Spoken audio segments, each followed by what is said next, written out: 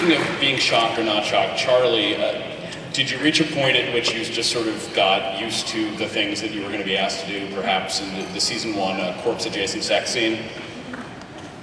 Yeah, I mean, it all makes perfect sense to me, though. And I don't know if that means I'm a lunatic, but I never, it all just always seems very, very organic.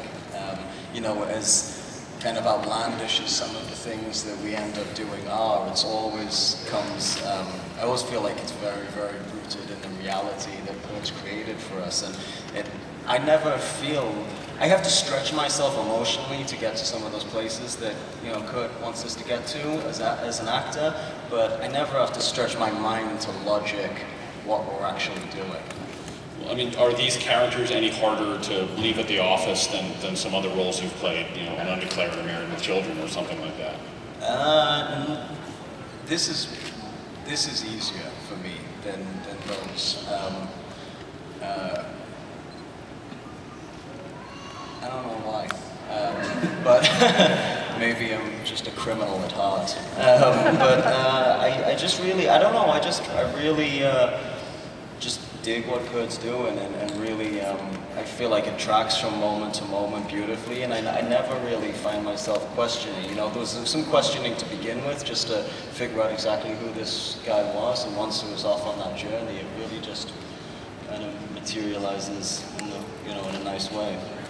Now, Kurt, when I said I was going to do this panel, I asked my readers if there were things they wanted to know about the show, and the number one question by far is, when are we going to find out about the homeless girl who keeps running into Jax and Gemma and what her story is? What can you tell us about her?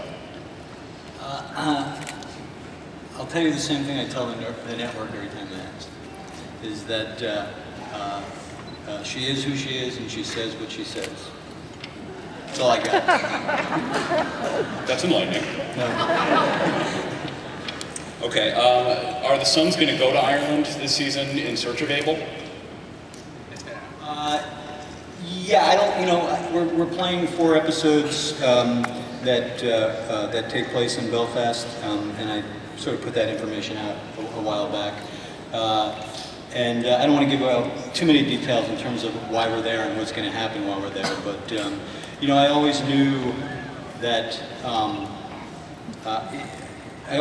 the IRA was an important component in the history of the Sons. That was how they got into gun running, and ultimately had the sense that I wanted to go there probably in season 3. So it's been a blast for me to sort of have talked about. I remember talking to John Landgraf about this, before I think right after we shot the pilot, and so it was fun for me to sort of, have that sort of come alive this season and actually go there. We sent the second unit there for about 2 weeks to shoot, a lot of the bike sequence and a lot of the establishing shots and things like that. So. Well, I mean, speaking of the club's history, is there a point at which we might either learn more about it or even maybe get to see it in the flashback, young John, young Clay? I'm not on this show. I mean, flashbacks obviously work on other shows, and but I'd never do a flashback on this show just because I feel like it would pull us out of the show. But we do, through character and through a story arc this season, we do learn a lot more about John Teller and the history of him. And one of my readers wondered, Big Otto has suffered quite a bit. He's lost now a second eye, lost his wife, all of that. And they wondered if that was in any way you doing some sort of psychic penance for what had been done to Gemma on the screen. Oh, wow. No, I just like spending time in the makeup chair, is really the truth. To me, it's important for me, to have a character that's in prison because it's so much a part of the life, and for me it was more about the kind of the horrible thing that he did to Stahl was and one of the things I try to do on the show so that the violence doesn't feel as gratuitous or isn't as gratuitous is that the idea that it doesn't happen in a vacuum.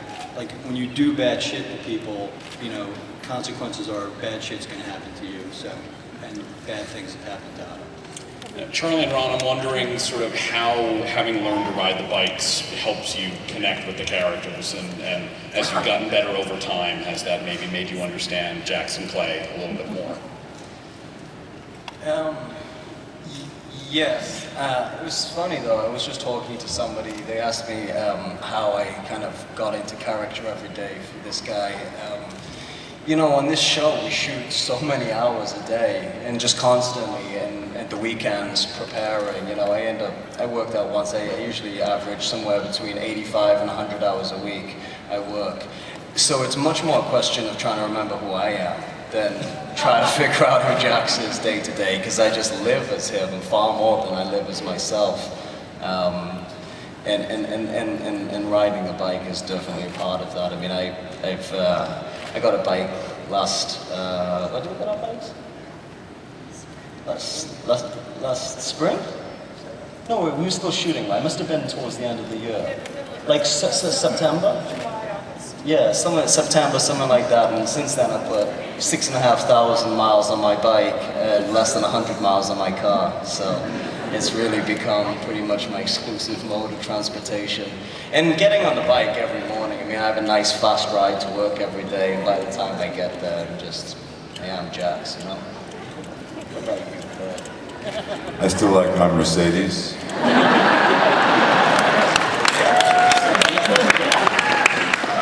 It's got 4 doors. I can go in any one of them I want. I can go out any one I want. Cheer up. I love my Bose speakers. I like that I can text and light my cigar all at the same time.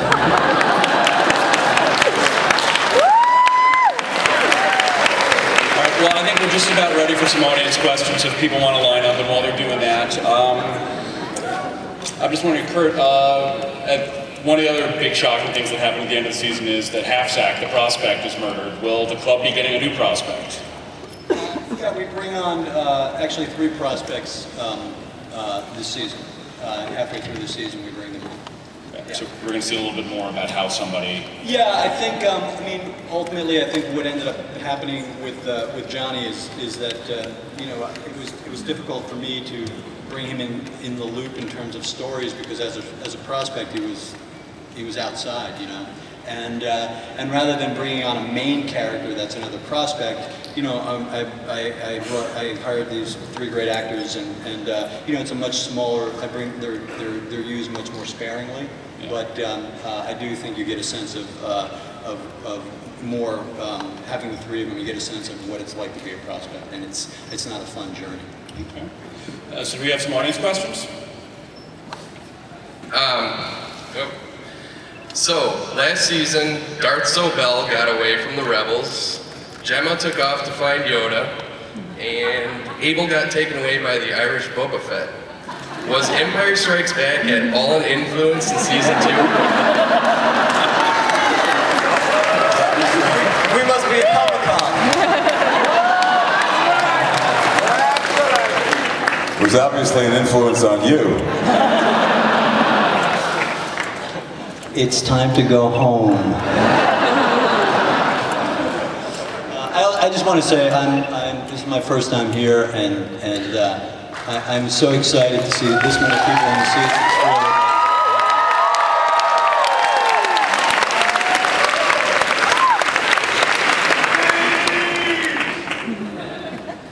Hi, my question is actually if Jax and Clay in this season are going to come closer together or become more divided.